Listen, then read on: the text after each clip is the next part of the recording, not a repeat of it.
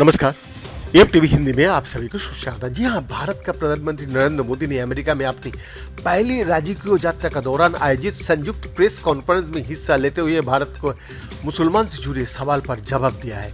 Biden प्रशासन का शीर्ष अधिकारी जॉन किर्बी ने भी इस प्रेस कॉन्फ्रेंस में पीएम मोदी के शामिल होने की काफी बड़ी बात बताया था।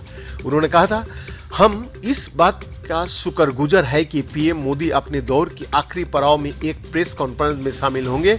हम मानता है कि ये काफी अहम है, क्योंकि हम इस बात पर खुश है कि वो भी इसे अहम मानता है।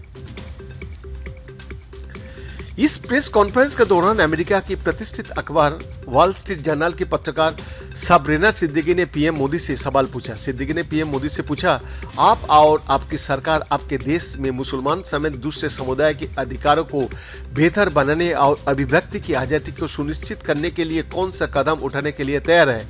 इस पर पीएम मोदी ने कहा, मुझे आश्चर्य हो रहा है कि आप कह रहे हैं कि लोग कहते हैं नहीं, भारत एक लोकतंत्र है।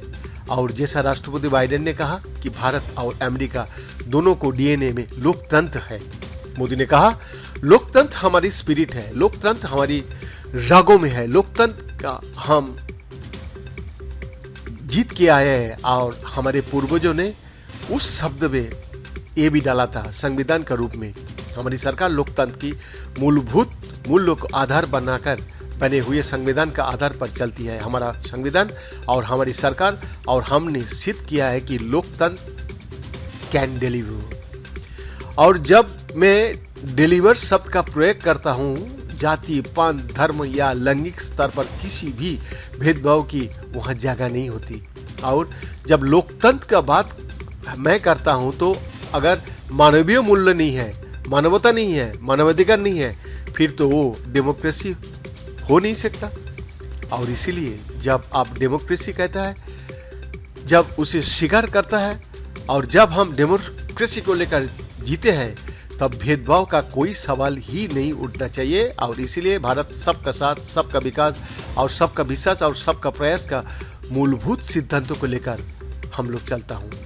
भारत में सरकार की ओर से मिलने वाले लाभ सभी को उपलब्ध है। जो भी उनके हकदार है वो उन सभी को मिलता है। इसलिए भारत का लोकतांत्रिक मूल्यों में कोई भेदभाव नहीं है, ना धर्म के आधार पर, ना जाति के आधार पर, ना उम्र के आधार पर, और ना भूभाग के आधार पर। पीएम मोदी ने अमेरिका में अपनी इस पहली राजकीय यात्रा के दौरान अमेरिका संसद के संयुक्त सत्र को भी संबोधित किया है। और इसके साथ ही वो 2 बार ऐसा करने वाले पहले भारतीय प्रधानमंत्री बन गया है। इस दौर पर अमेरिकी सरकार ने एक स्टेट डिनर का भी आयोजन किया था, जिसमें भारतीय उद्योगपति मुकेश अंबानी से लेकर अमेरिकी उद्योग और राजनीतिक जगत की बड़ी बड़ी हस्तियां शामिल थी। लेकिन पीएम मोदी जिस दौरान इन तमाम कार्यक्रम में हिस्सा ले रहे थे, ठीक उसी वक्त अमेरिका का पूर्व राष्ट्रपति बराक ओबामा ने भारत का मुसलमान अल्पसंख्यकों पर एक अहम बयान दिया है। ये बयान उन्होंने अमेरिका न्यूज चैनल CNN के इंटरव्यू में दिया है। इस इंटरव्यू के दौरान अमेरिका के प्रतिष्ठित पत्रकार क्रिस्टियन अमनफोर्ड ने ओबामा से पूछा कि राष्ट्रपति बाइडेन ने डिफेंसिव डेमोक्रेसी को अपने प्रशासन के केंद्र बनाया हुआ है, और ये वो वक्त है जब दुनिया में लोकतंत्र खतरे में है।